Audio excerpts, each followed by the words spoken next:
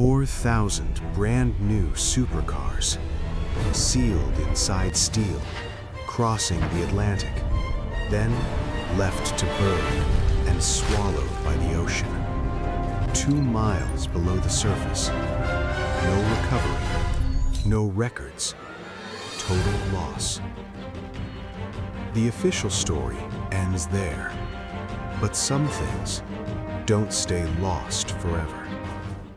This was the Felicity Ace, a modern cargo ship built to move thousands of cars across the ocean. Not containers, not oil, but vehicles, brand new, high value. A floating parking garage, stretching deck after deck, filled with luxury. Nearly 200 meters long, more than 60,000 tons of steel and cargo. She was built in the mid-2000s, designed for one purpose: to carry cars from factory to buyer. For years, the journey was routine: Germany to the United States, across the open Atlantic. Nothing unusual, nothing dramatic, just another crossing. Until one voyage in February 2022 carried something different. One of the most valuable cargoes ever lost at sea. And soon, the Atlantic would claim it. Below the surface, inside steel walls, nearly 4,000 vehicles were packed into this ship, row after row, deck after deck. In total, about 3,965 cars, almost all of them from one company group, Volkswagen Group. Audi made up the largest share, nearly 2,000 cars, sedans, SUVs, and fully electric models. Then came Porsche, over 1,100 vehicles, Cayennes, 911s, and high-voltage Taycan EVs.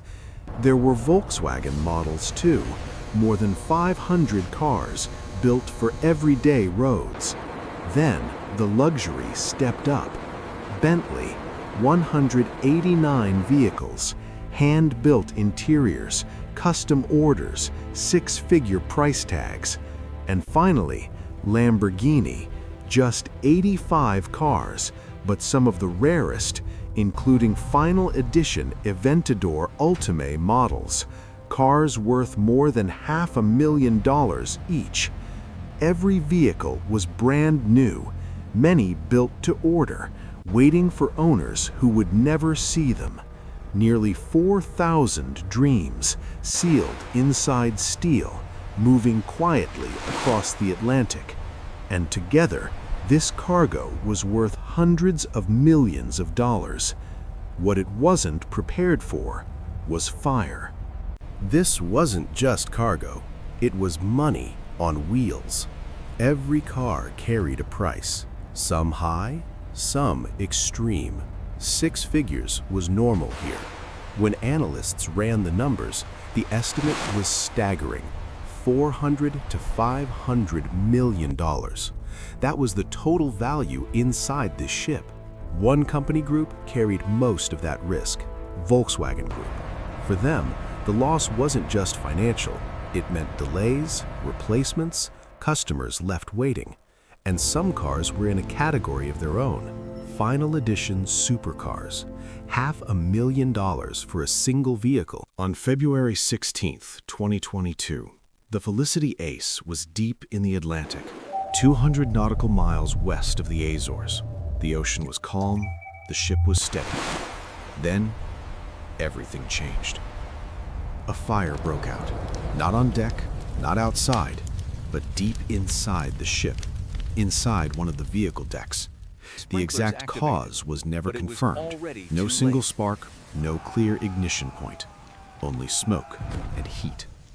Investigators would later suggest that lithium-ion batteries may have fed the flames. Once the fire spread, it didn't slow down, it didn't weaken. Fire suppression systems struggled. Thick black smoke filled the steel corridors, and the ship began to lose control. It burned, not for hours, but for days. As conditions worsened, there was only one option left: evacuate. A Portuguese Navy helicopter arrived through smoke and wind. One by one, all 22 crew members were lifted to safety, every single one. No lives lost, no serious injuries, but the ship was left behind, still burning, still drifting. A salvage tug was sent, trying to cool her, trying to stabilize her, but the fire refused to die. For nearly a full week, the Felicity Ace burned in the open ocean. On February 24th, salvage crews began towing her towards safety. For a moment, it seemed possible. Then, the ship began to lean, slowly at first, then more and more. The list grew severe. Nearly 45 degrees. On March 1st, just after 9 a.m., the Felicity Ace capsized and sank. She disappeared beneath the waves, taking everything with her. The wreck now rests more than 2 miles below the surface. 4,000 cars, $400 million, gone forever. Years passed, and the ocean stayed quiet. No ships returned, no questions were answered. The story was closed, at least officially. There were no press releases, no announcements, only private rooms, dim lights, and people who didn't speak in public.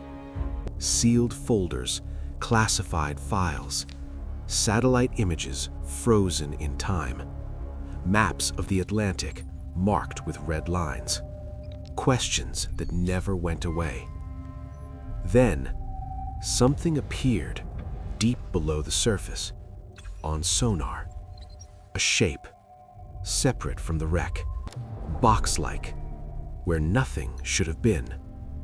The depth was extreme, the pressure crushing, and the cost unthinkable. The risk was massive, but the reward was something else entirely. This wouldn't be public. No names, no records, just a decision made quietly. A signature, a nod. The screen switched on. Standby became active. There were no headlines, no cameras, no second chances. Before dawn, the ship was already moving. Cables tightened, systems checked, steel against steel. Then the crane lowered its load, and the descent began. The ROV slipped beneath the surface. Water closed over it. Sunlight faded within minutes. The depth counter climbed. 500 meters, 1,000, 2,000. Pressure rose fast, relentless, unforgiving. At this depth, there is no sound, only darkness. Then, a shape appeared, a shadow breaking the black. Twisted metal slowly came into focus, burned steel, broken railings. The Felicity Ace, exactly where it fell. The fire had left its mark everywhere. Melted decks, collapsed ramps, time frozen in ash and rust. But the search didn't stop there. The ROV turned away from the wreck. Sonar swept the seabed. Grid lines passed. And then, something separate, something intact. A container, partially buried, corroded, but sealed. The ROV held position, lights fixed, no movement, no mistakes, just steel, rust drifting away, and a door seam that hadn't been opened in years. Whatever survived had been waiting.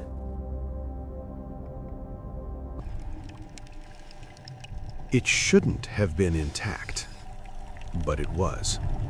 The ROV circled slowly. Floodlights revealed corrosion, marine growth, sand packed tight against steel.